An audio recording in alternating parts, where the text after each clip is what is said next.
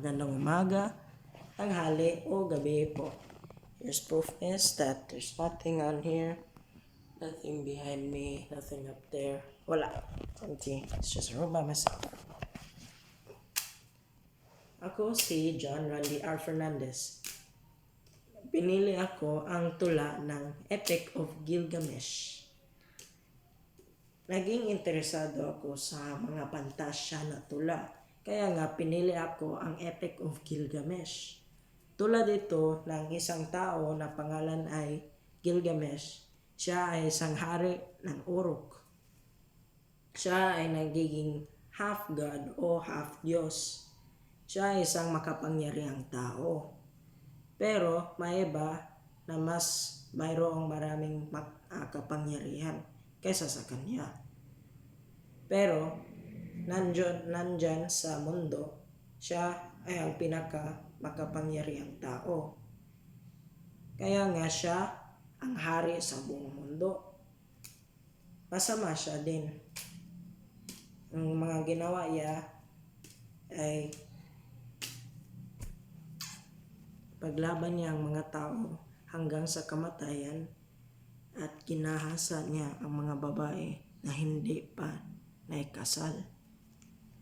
Nagiging adultery.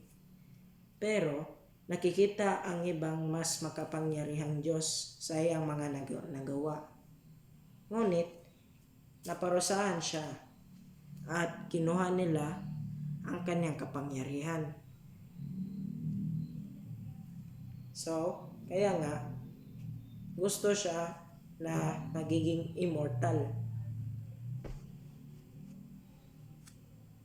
Ngunit, naglalakbay siya para hanapin niya ang immortality. Pero hindi naman siya makapangyarihan kasi wala naman siya kapangyarihan kinuha sa mga Diyos. Ang ginawa niya ay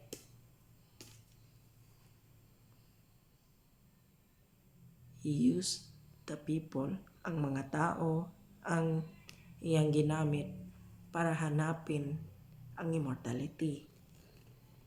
Maraming tao ang namatay kasi hindi siya gusto na siya ang mamatay.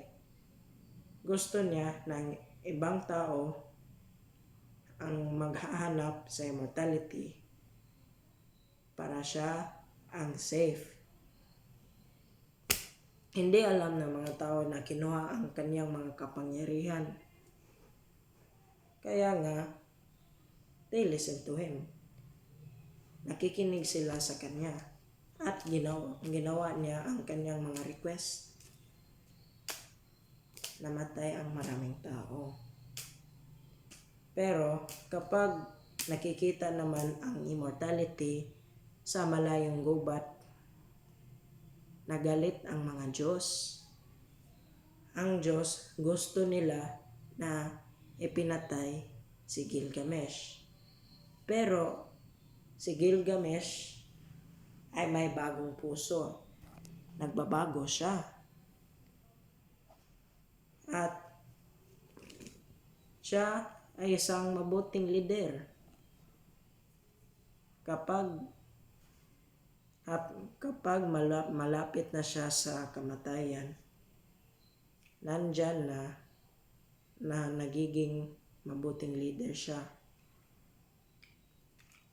Diba? Galing na story.